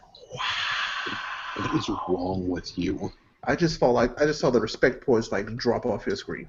I like equestrian It was sports. a real life RPG. Yeah, I know. I just saw your hit points just like drain, but it was just respect points, as Birdman would say. You better throw respect on it. You know, the respect fell off you. RESPCT. No, it's RESPECK. No, it's just Respect. PEK. Respect. PEK. Respect. Throw respect on it. I kind of feel like he walks into barbecues going, "That chicken, better throw some respect on it." Like barbecue sauce. No. What else would? Never mind. Anyway, so Other things onto chicken. so this A nice lime glaze. How about you stop? Do we have any more news? Or can We go do. We have one more Josh, bit of this news, one's just Josh. for you. Yep. Xbox One is getting a second generation called the Xbox One 2. No. No kidding. That's what people have TOO. already dubbed it. People have Yeah, already dubbed it the Xbox Xbox One One TOO. 2. I hate people. No, I think it should be TOO, the Xbox One as well. It's gonna be the Xbox DOS. This is DOS. But I'm like, okay, this is great. We'll see how this works. I mean, if it's, you know, Ray and I talked about this a little bit earlier, just ourselves, but my feeling is that it's just going to be an Xbox One Slim, and if it is, then, well, you had a good run, Microsoft, but it's all over. Yeah, like for real, that's GG. If it's just a Slim. Knowing Microsoft's absolutely baffling decisions this generation, I wouldn't put it past them to do that. This is coming from someone who loves his Xbox. I love my Xbox. If it's not more powerful, I'm not touching it. I mean, the only way that this works in their favor is if by PlayStation putting out this Neo, it just fucks up the entire infrastructure and the games start to run like crap because they're now optimizing them for two consoles. It's the only way this works. Which, I mean, developer word is that developers are hating having to optimize for Neo right now. Really? I haven't seen that anywhere. That's what I was hearing. I haven't seen it anywhere. If anything, I heard that With people... the big batch of leaks that we got last week when we first heard about Neo, confirmed as Neo, they were saying, developers were saying that they did not like developing for it. Of course, they're all anonymous, so we don't know if it's real or not. That's just... It's weird. Because supposedly PS4 was the easier one to develop for this gen. Yeah, so far, but I don't know. I remember that there were some developers who were saying they wanted more power and that this gave them that little bump that they wanted. I mean, of course, some are going to be happy, some aren't going to be happy. Yeah, that makes sense. There's no doubt about that. So, we'll see. I don't know. I'm interested to see how this whole 2.5 console thing works. That really changes things going forward for consoles, I think. Right. And I mean, I said it earlier. I said it to you, and I was talking to my buddy Matt about it. He's also, he's a huge Xbox guy. We both agreed the only way that we would want to we wouldn't buy a slim one. The only way we would do it is if it had more power. If it was basically the Xbox One answer to the Neo, and then supposedly the FCC documents were coming out today that it's been in mass production since February. So, I mean, that's where my fear for a slim model kind of came out, because the last time they did this was the Xbox 360 Slim. Mm-hmm. And it was available that day of E3, so we'll know in a month when it gets leaked by retailers. You mean next week? Because that seems to be the way it works now. I don't know. We'll know when GameStop messes up. I mean, I was talking with my wife, and surprisingly, we talked about the cycles. You know, you have the innovation, the stabilization, and then you have the stagnation, and then it repeats itself. Right. Those are getting halved now. It's really strange. So, if it was a more powerful console, I mean, I've already said, I'm completely willing to buy a PS Neo. If Microsoft had an answer to it, I play on that more. I'd jump on that before I did a Neo. But I want both of them. If they're going to give me more power and better game optimization, I'll do it. A 4K Blu-ray player, let's do it. This is true. If I get better stuff, give it to me. I'll take it. Yeah, I'll do it. I'll go trade in my consoles. It'll hurt me to part with my Halo console, but I'll do it. I mean, my white Or we'll just trade Chelsea's in. My white Xbox is kind of an outlier in this house, but it's okay. Trade Chelsea's Xbox in so we can get this one. Oh. Sorry, Chelsea. That's a day one console. It needs to go. Ouch. That's a piece of history. It's not. I Young have kids day don't one know achievement. anything. There's no respect on it. No respect. You guys have problems, but I love you so much. That man has problems. Yep, and they're named Door Handles Finney and the accessory to the revolution. Josh, what time is it? How dare you? Time for me to win this stupid katana. I sent you the picture. I know. I'm trying to follow it right now. I've been doing this for the last 10 minutes. I'm about to buy some tickets. Oh, it's time for Topic of the Week. Topic of the week. Topic of the week. I am actually playing. Oh, of course you are. Fair enough. All right. Well, topic of the week this week, guys, we are a solid week away from Captain America Civil War, and all of us read comic books. So I thought this week's topic of the week, we could talk about Marvel comic books, what we've been reading, also what is leading into this new iteration of Civil War that is coming out in the comic books, so named Civil War 2. So let's start off with Raymond, Galley, Hawkmoon, Fat Man Mini Nuke, Williams, lovingly known as Jethro, Don't start Tull, with me. Gilligan, Arthur, the Fourth. Don't start with me. Why are we not starting with you? Because there's too many. I'd have to gather my thoughts. All right, Josh. So where we're at with Civil War II. It's an interesting place because definitely the key lead-ins right now are, I'm going to say, Invincible Iron Man, absolutely, because that's been advertised as the road to Civil War II for about 2 or 3 months now. That's been on the header images. We've seen a team up between Iron Man, War Machine, and Peter Parker. Spider-Man. Yeah, which has been really cool. And obviously we know they're all going to end up on different sides of this. The X-Men event that's going on right now is going to lead out directly into it. Avengers Standoff, which just ended, was already showing hints of what was to come, especially in today's issue, which was the final part of Standoff. That's been going on for about 2.5, 3 months. And then the other two that are going to be really big going into this are going to be the Ultimates and probably Captain Marvel. Of course, Iron Man and Captain Marvel are at the forefront of this conflict. They're leading the opposing sides. Everybody's kind of fighting over an Inhuman. And there's going to be a separate event going on at the same time, which is Civil War Inhumans versus X-Men. Cyclops is presumably going to come back and show up in it. He's been missing since the all-new incarnation. So really since Secret Wars 4 last year, he's been missing. And there's been really no explanation given within the universe. We're really primed to have some people come back. This has far more reaching consequences than the first Civil War did, because we've got some of the cosmic characters coming. Star-Lord is a really prominent character in this already, from what we've seen of the promos. He's going to be on the side of Iron Man. And they're teasing that Rocket Raccoon is going to be on Captain Marvel's side. He does hang out on Alpha Flight. Yeah, so it's going to be really interesting.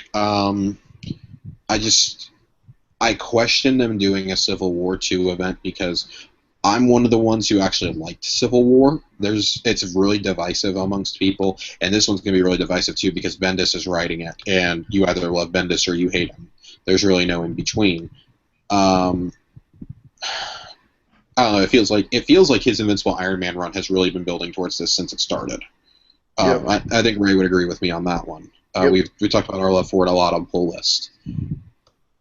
But and then with the Ultimates coming back, I mean, they phrased it, Marvel was phrasing it today that you have Panther and Miss America who go to Iron Man's side, and that's because one of them has seen hundreds of realities, the other one is concerned with protecting the four being protecting his country, protecting Wakanda, but also the events of the Secret Wars are still weighing really hard on T'Challa. It's going to be really interesting to see where a lot of these characters are taken. It's going to span across almost every title. Also, there's going to be 1.5 million tie-ins to this event. Yeah, I was looking at the full list that we have, and it's spanning across almost all the titles. Some of them only have one title, though, which is good. Like, there's only one issue in their series that's dedicated to Civil War II. Of whose run? Of a few, and that's like Hellcat, Power Man and Iron Fist, Spider Man, Spider Woman, Squadron Supreme. Yeah, Oh, so almost all the ones that don't really matter. hey, Spider Man matters. Outside, I said almost. Good job. You know how much I love the new Miles run. Say, I'm gonna come over there and fight you. But Anyway, I don't think that Patsy Walker Hellcat is exactly as important as Black Panther or the Ultimates. we'll find out. It, Actually, his individual book is not listed. no, it won't be because Tanishi was really specific in saying that this was a standalone book, and it's very much in the vein of Matt Fraction's Hawkeye run. He's very much separate from the rest of the heroes in this, which is from what we've seen in the first issue and the teaser of the second issue, which is nice. Mm-hmm. He's already off doing the whole team building thing in Ultimates and will be in Civil War 2 also. So Yeah, so I mean, I guess. So, do you want me to talk about just what books I'm reading? Sure. Well, Josh gave us an explanation on Civil War II. So, do you think? How about this, Ray? Do you think that this one is going to have as deep of an emotional impact as the first one did for a lot of readers? Probably not. But if they're just reading, if they're just getting into Marvel now, probably, because it's kind of like it's different phases of people in comics. So like we've been there. We were there for the original event. We were there for Ground Zero. I mean, Ground Zero fractured everything down to what is now this new fracture. With between the heroes, and so. that fracture that never really got resolved. Right, exactly. It's always been kind of a deep cut in the Marvel universe, and for people who are just now starting to read comic books, basically with the new cinematic universe, I can see how this would be a big deal for them. In addition to the movie coming out, which is more along the lines of the original, but it's kind of like it shows that, hey, these heroes aren't always playing nice with each other, and this series, I think, won't be as effective on us just because we were there for the original moments and the big moments and the big actual character like deaths, because we weren't expecting that. We weren't expecting that from these books. But now we're kind of like, well, is somebody going to die? Who's going to die? And will it have the same effect on us that, spoilers, Captain America did? So I don't know. Right. Go ahead. No, go ahead, Josh. Go ahead. I was going to say, I'm almost the opposite. I think it's not going to be as impactful for these new readers because they're not. If you're prominent in the cinematic universe, they're not going to go kill you off in the comics right now. You're kind of safe, I think. If you're a main player, you are. So like Sam Wilson will be safe, Tony Stark is safe, people like that. The prevailing theory that Ray and I have had is that there's two characters we think are going to bite the bullet for sure in this. Rhodey and She-Hulk. And I could see Rhodey being a big deal if you're just getting into comics. You know him from the Iron Man films, you know him from the Avengers, you know him from Civil War. She-Hulk is not going to phase those people one bit because you're not familiar with the character, really. Whereas that's the one that would get me more worked up because I really like the character of She-Hulk. I think that one would hit me harder, but now Ray's right though. At the same time, we've read all these comics, we've read every event. Every event has a shocking death now. Like that's nothing new. It's just a matter of who was unlucky enough to roll the lowest number. Pretty much. Who rolled a 1 this time? who rolled a 1? Who is the most expendable character possible that we can still get a little bit of an emotional impact out of? If Star-Lord didn't have his own series, I would say he would actually be a prime candidate since Kitty Pryde's kind of taken over that mantle in the Guardians book. But there's a lot of really cool ways you could take this. So, go ahead. What was your question going to be, Tiku? My question to you two guys is going to be: do you also think that it's going to lessen some of the emotional value that it has because it's Iron Man versus Captain Marvel this time? Now, you both know I'm a huge fan of Carol Danvers. I love Miss Marvel, Captain Marvel. But the original Civil War was Captain America versus Iron Man Tony Stark. And it was that friendship on the line and the decades of working together and whatnot. Do you think that having a character that's not as well established or that has somewhat of a history with Tony Stark, or as much of a history, I should say, might lessen the blow of the actual conflict. No. The most important thing to know is, even though it's called Civil War II, it's fundamentally completely different. Yep. I mean, they're going to war really reluctantly over a person, very much like the Civil War movie. You're not fighting because of a registration act, like in the original comics, which that directly impacted every single character. This time, it's a war of philosophy. Yeah, it's a lot less morally. I mean, otherwise, Luke Cage wouldn't be on the same side as Iron Man. Yeah. Black Panther wouldn't be on the same side as Iron Man.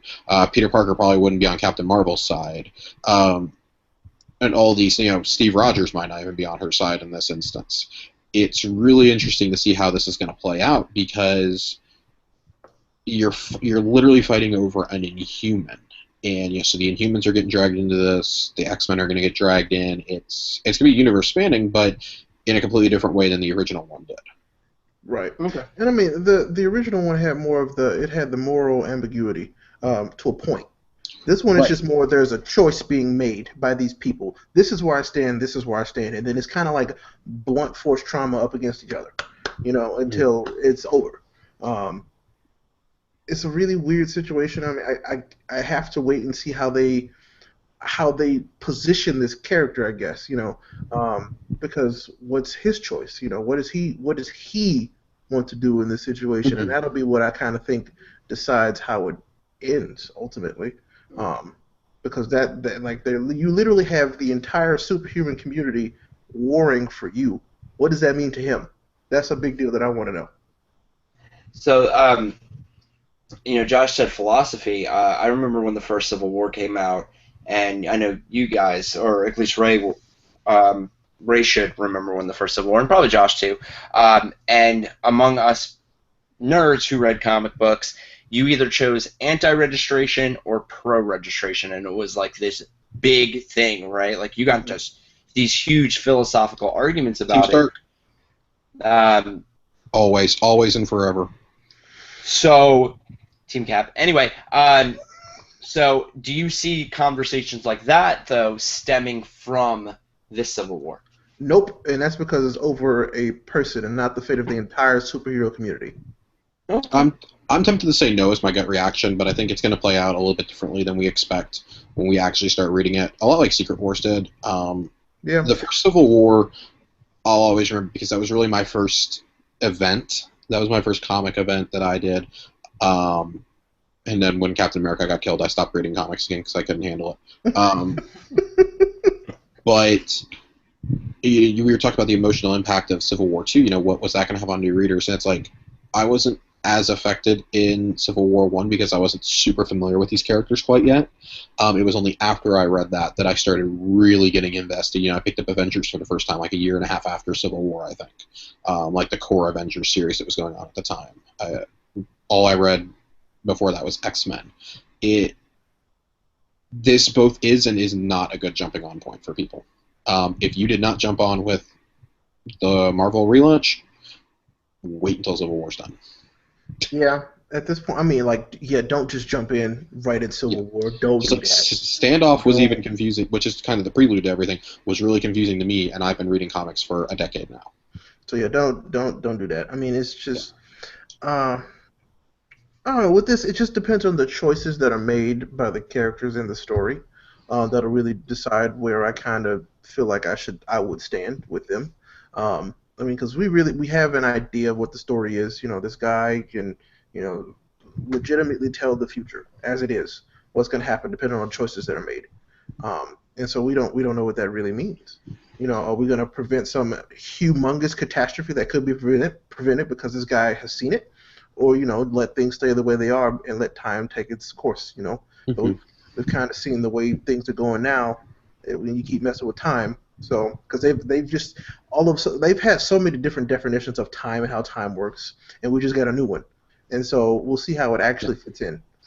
That's kind of how the old ones get dragged into this, because right now they're investigating the ripples in time, the damage to the time stream that's been done irreparably.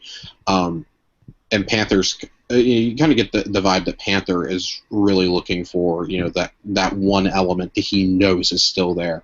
He's kind of looking for the Richards clan.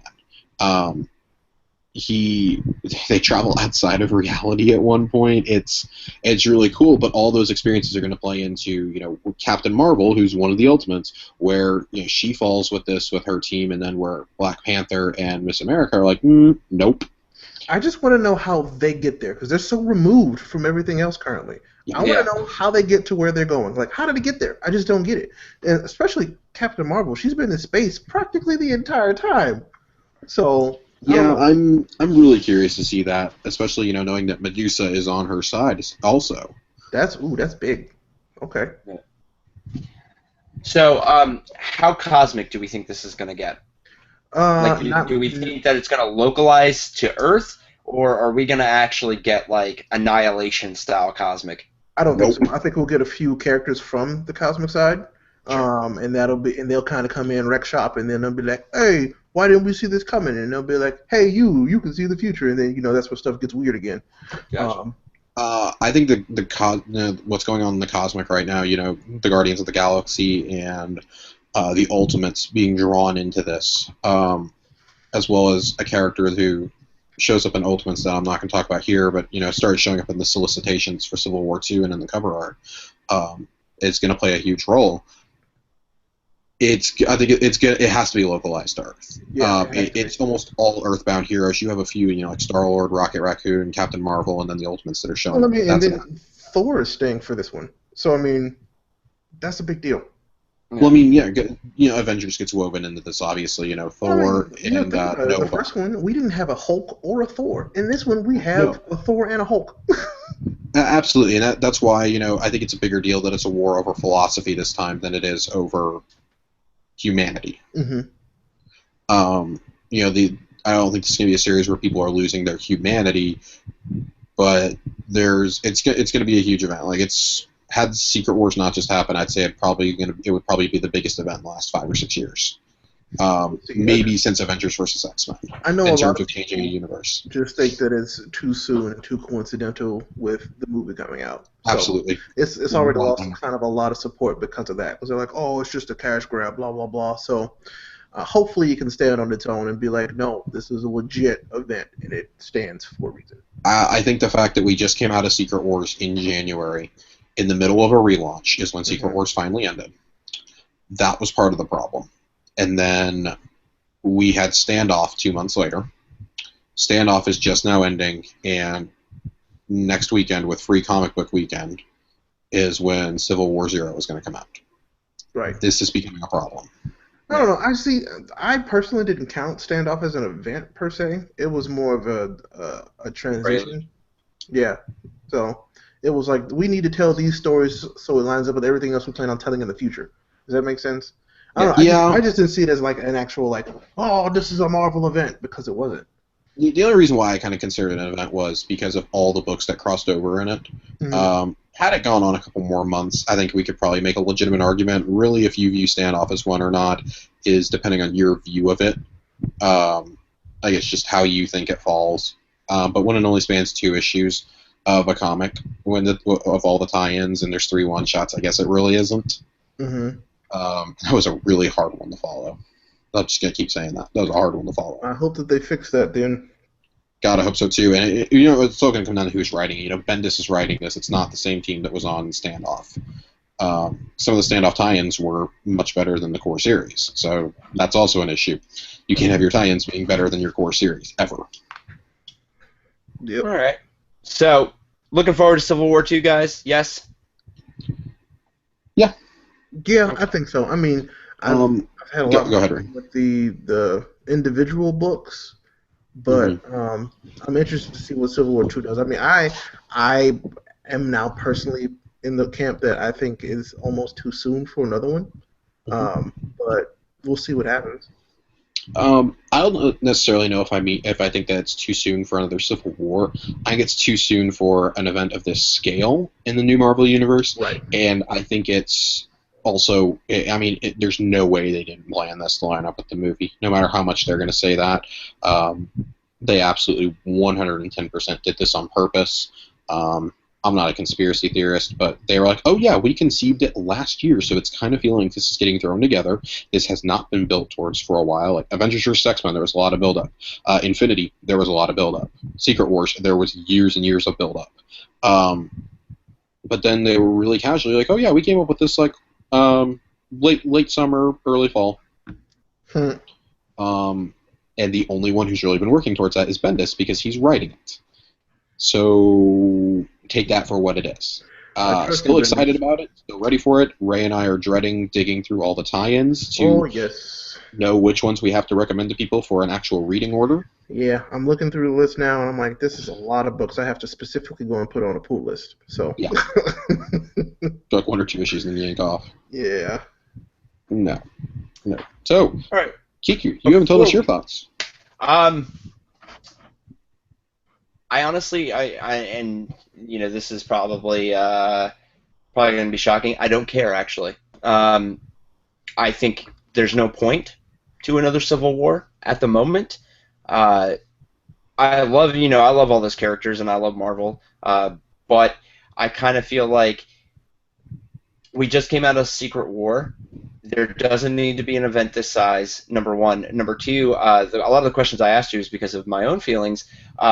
I don't feel any sort of want to see Iron Man versus Captain Marvel. Like, my want level and almost my need level to see Iron Man and Captain America's two conflicting ideologies face off against each other was, like, bananas, right? I don't know, man. Like, they're still coming out with number ones now, right? Like, we're only like maybe 5 or 6 issues into a lot of the really big series and whatnot, and you know, we're still getting like a feel for these new teams. Like, Josh, you mentioned Guardians of the Galaxy. You know, Guardians of the Galaxy is significantly different now than we've known it previously. We haven't gotten a feel really for this team with Kitty Pryde as Star-Lord. Ben Grimm has joined the team.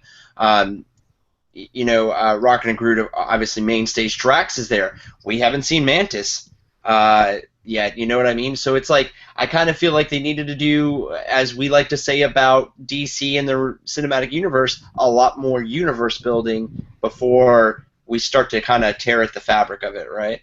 I'm going to read it. I definitely am, just because a lot of the characters that I do enjoy reading, like Captain Marvel, Rocket Raccoon, Star-Lord, Black Panther, the Ultimates, I love all that stuff, so I want to see what happens, obviously, but I don't feel it's necessary one bit. But then again, I'm also, as you guys know, I'm a huge cosmic guy, so I want to see a new cosmic event that's more in tune to, like, my favorite cosmic events, and not so much Earthbound stuff, but that's just me. We'll see where we go. Yeah, we'll see what happens. I mean, look, I'm open to it being better than Civil War I. I really am. I just, right now, the more books that I'm picking up, and I'm reading a lot of series right now that I haven't really talked about, and some of them have like absolutely nothing to do with any of the Civil War stuff. But there's a lot of ideas going on in those books that I would much rather see expanded to the whole universe than to get a rehash of something. But that's just me. Fair enough. It is. But before we wrap up topic of the week, since I just said I was reading stuff that kind of falls outside the purview of Civil War, what are some series you guys are reading you would recommend to people that do fall outside of Civil War if somebody wanted to come in, read some Marvel books, but didn't want to get drawn into a huge event right now? Black Panther. 100%. Moon Knight. Yep, Moon Knight. Oh God, Moon Knight #1 was Mockingbird. Amazing. My God, it was amazing. You should definitely pick up Mockingbird. It's actually hard to find right now, which is Mockingbird has been like a surprise hit. Yeah, like I haven't gotten into it quite yet, but I have had it recommended to me by my comic shop owner, Wild West Comics in Texas, multiple times. Got to get that shameless plug in there. But yeah, definitely check that out. Yeah, Mockingbird is. It's good because, you know, if you kind of want like that street level vibe without getting street level, like, it's doing a better job of being a Black Widow book than Black Widow is. Mm-hmm. Nice. Moon Girl and Devil Dinosaur. I want everybody to go pick up at least the first issue of this book. Trust me, I'm not going to tell you anything about it. It's just based off the name alone. Moon Girl and Devil Dinosaur. I want you to check it out. Josh, any more? Um. Well, had you asked me this question 2 months ago, I probably would have said Old Man Logan. Oh. We had this conversation earlier because I almost went and bought the back issues. I'm really bitter about Old Man Logan, but I'm going to save that for a pull list. Yeah. I feel the same way about Black Widow, but yeah, I also save that. Daredevil. Daredevil's been really good. Sule is on it. They just started a brand new arc today featuring Elektra. So I'm really excited. I forgot to pick the issue up when I was at the store today, mainly because I spent like $35 on comics already, and that was too much. I went over my limit of 20 a week. Uh-oh. So 19 exactly. And then he only has one tie-in issue to Civil War II, so I'm kind of like dancing on the line of if I should or should not. Miles Morales. Miles Morales and Miss Marvel are two of the most fun books right now that Marvel's putting out. They both have. Miss Marvel will have 2 tie-in books, since Miles will have one. Yeah. I mean, Miles has been a really good standalone book. Him dealing with how to be a hero and a member of the Avengers, and same with Miss Marvel. She's dealing with not being allowed to fangirl as much. Hers is probably my favorite right now. Miss Marvel, like outside of the Ultimates, Miss Marvel is great. I love that book. Yeah, but Miss Marvel has stayed consistently good since her debut. And this series like picked up pretty much right where that left off. It's been a lot of fun, and we've obviously seen from some of the promo art she's going to be put into a very interesting spot when it comes to her idolization of Captain Marvel and of the Avengers themselves. They've been dealing with her a lot in the first arc of the Avengers is almost a Miss Marvel story, dealing with her and her acceptance of the team, whereas like Nova and Miles already know what's expected of them. She really doesn't. So her personal book explores that as well as Avengers. It's really cool. Those are good, and one that I've not read yet that definitely you should if you want something quirky and different. Ta-Nehisi Coates, who is writing Black Panther, has said it's his favorite Marvel book in years. Vision. Yeah, I heard that book is really, really weird. Yeah. So yeah, I guess I'm gonna have to pick up a few of those. But I heard it's different. It's out there. I've heard nothing but praises for it. Personally, it just doesn't look that appealing to me. Maybe I'll pick it up when it goes on sale. Just right now, I've got too much to read as it is in Marvel. All right, those are good options for people that want to jump in. Maybe not get dragged down into an event right away. Miles and Miss Marvel are 2 fantastic books to do that with.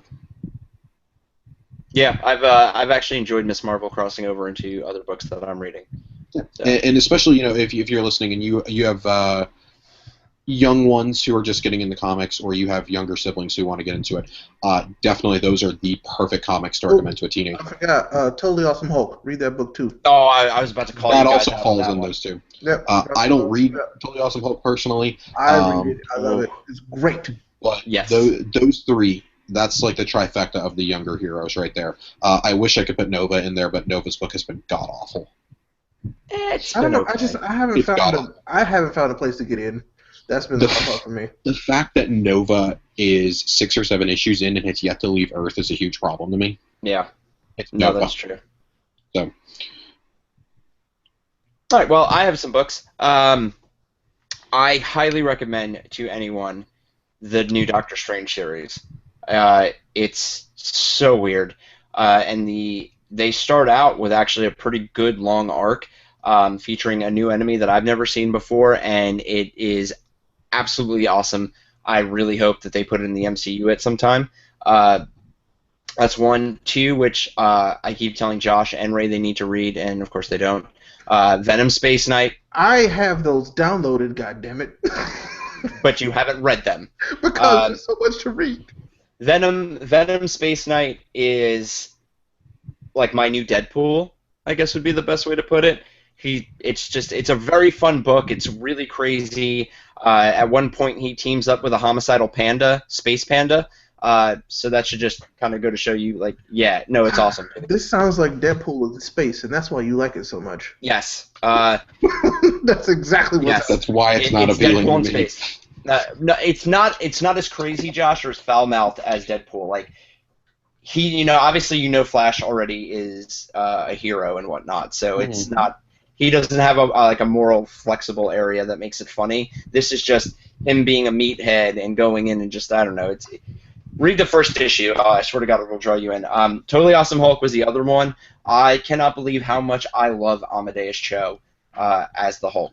Like can I say I told you so? No, you did. You did. I fully admit that. I went in a little hesitant, and as soon as I got done, I think I picked up the first 4 issues.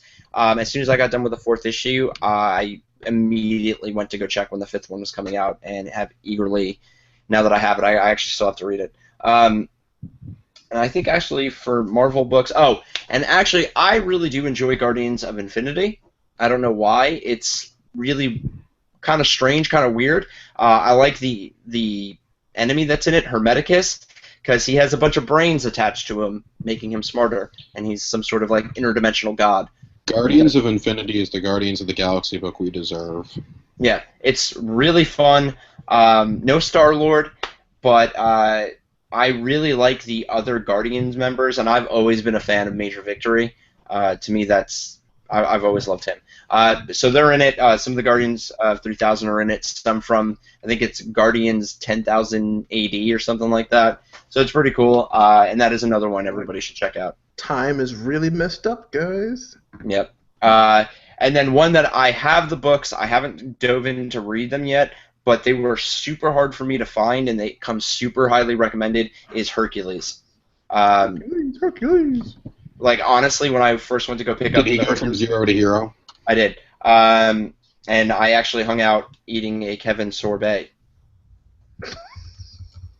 I can do it too. But they were sold out. Like, these issues were sold out, and I asked the guy at TBS Comics in Pensacola, Florida, say I can do it too, Josh, what was up, and he was like, I don't know, man, it's been a very popular series, so I'm looking forward to getting into that one too. But other than that, yeah. Any other recommendations, guys? No. Yeah, I don't know. Prairie Dog Comics in Wichita, Kansas is pretty great too. Yeah, I could do it too, guys.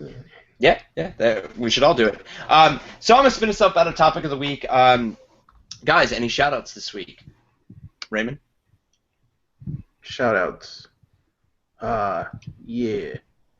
To all you fantastic people that live on planet Earth. You are all okay. Just kidding.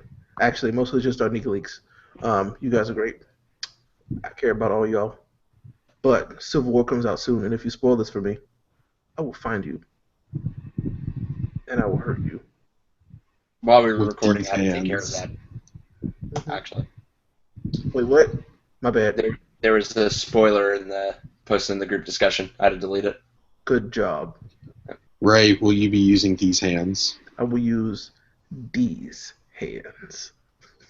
At least he's not using the roast fist, man. That thing just scares me.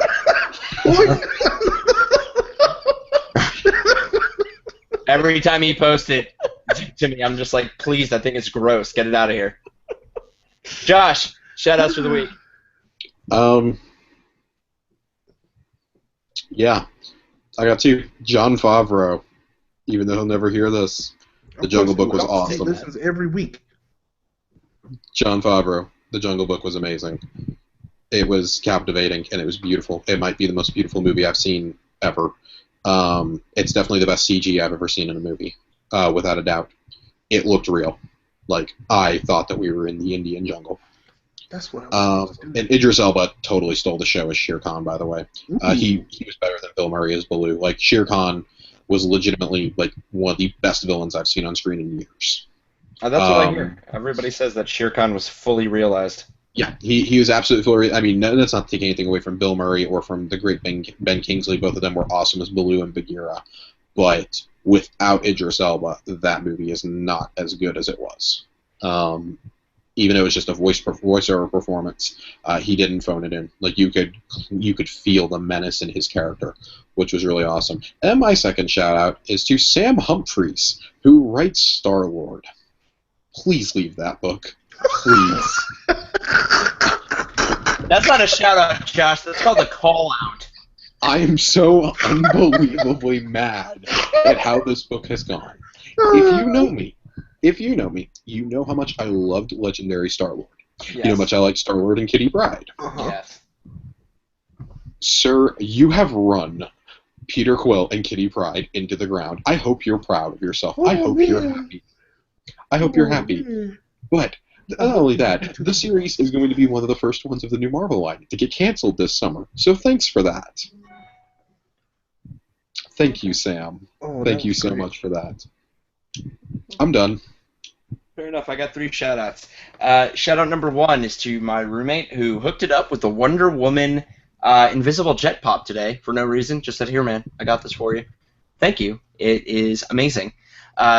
Number 2, to our social media guru, Lindsay Darnell, who has been saying to me for a while, this is her last week with me. Sad to see you go, but also happy to know that you have your own place, and I can finally have my couch back, so thanks, buddy. And then number 3, to the people that worked on Rat Queens. Rat Queens, unfortunately, was put on hiatus. I know Ray wants to say something really nasty right now to me and make fun of me for liking it. Anything. But it was put on hiatus with no timetable for return, and the artist Tess Fowler has moved on from the project and whatnot. But it was a book that meant a lot to me, and has meant a lot to other people that I've shown it to, so hopefully you guys come back. And if not, I enjoyed every issue that I had. So, thank you. So, now that we're done with shout-outs, guys, you can find us on Facebook. You can find us on Stitcher, Twitter, Instagram, iTunes, YouTube, SoundCloud. Please, if you are just listening to the show, you saw some of our nice, fancy ads that we put out over the last week. Check us out. You can find me personally on Facebook, Chris Kiku Kubiak, or on Instagram, Kiku's_Playhouse, or on Twitter at Darth Beebs. You can find Joshua Finney at Josh Finn on Twitter. That is at Josh. Is it underscore Josh? It's underscore. Underscore Finn. He has 2 N's because one Finn just sucks. You can also find him on Facebook in our discussion group. Please join that as well. Continue the conversation. Or he has an Instagram that he posts to once every 3 months. It's usually a picture of a beer or someplace he's been, and that's about it. You can find Ray at Ray Apollo, one word, on Twitter, or you can find him again on Facebook at Jethro Tull Gilligan Arthur IV, or in our discussion group. You can find him as well. Again, he is another person who has an Instagram application but never uses it. Every 6 months, thank you. Every 6 months, usually it's a picture of a chicken wing floating off to heaven to create more electricity. Yep, I mean, I have to give my sacrifice every so often. So. That's fine, because every time I go on vacation, it's beer 30. That is true. And I've seen it. He was vacationing here. But with that, guys, we're ending Neek the Podcast again. Check us out on all social media platforms. Hit us up. And if you want to email us to tell me personally how terrible I am, it's neekpodcast@gmail.com. And with that, guys, have a good week. Thanks for listening. And Josh, tell them what to do. Keep it nerdy.